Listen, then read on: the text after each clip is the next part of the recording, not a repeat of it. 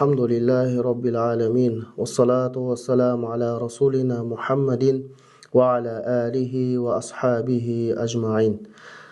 Assalamu alaikum wa rahmatullahi wa barakatuh. Allah Ta'alaға сан шүкірлер мақтаулар болсын. Пайғамбарымыз Мұхаммад Мұстафа саллаллаху алейхи вассаламға, оның үй ішіне, сахабаларына және артынан туралықта ерген барша мұсылмандарға Аллах Тағаланың сәлемі берекеті болсын. Аллах Тағала осы Шаабан айында істеп жатқан дұға тілектеріңізді, ғибадаттарыңызды, нәпіл ғибадаттарыңызды Аллах Тағала қабыл қылсын.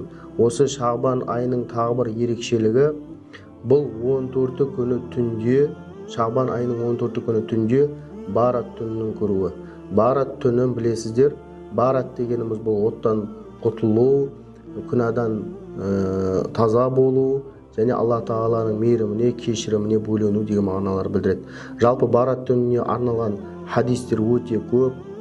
Айша радиаллаху анха анамыз да айтады, осы Барат түні Пайғамбар саллаллаху көп сәжде қылатын еді дейді. Және басқа да өте көп ғибадаттар бар. Жалпы біз Барат түнін қалай өткізгеніміз жақсы. Егер біз Барат түнінде шамамыз келсе, ұйықтамай құлшылықпен өткізгеніміз абзал. Шамамыз жетпесе, онда Барат түнінің кейбір бөлігін ғибадатпен өткізуімізге болады. Барат түнінде істелетін құлшылықтың түрлері, қандай құлшылықтың түрлері бар? Мысалға, намаз оқу, нәпіл намаздар оқу. Барат түнінде нәпіл намаздар оқуға болады. Ол 8 рәкағаттан көп намаздар оқуға болады. Ең азы 8 рәкағатқа дейін намаз оқуларыңызға болады. Және тілауат, Құран оқу, Құран көп оқу, зікір көп айту, дұға көп жасау, көп дұға жасауға да болады. Өйткені білесіздер, Али ибн Абу Талиб радиаллаху анху Пайғамбар саллаллаху жеткізетін хадисте айтады.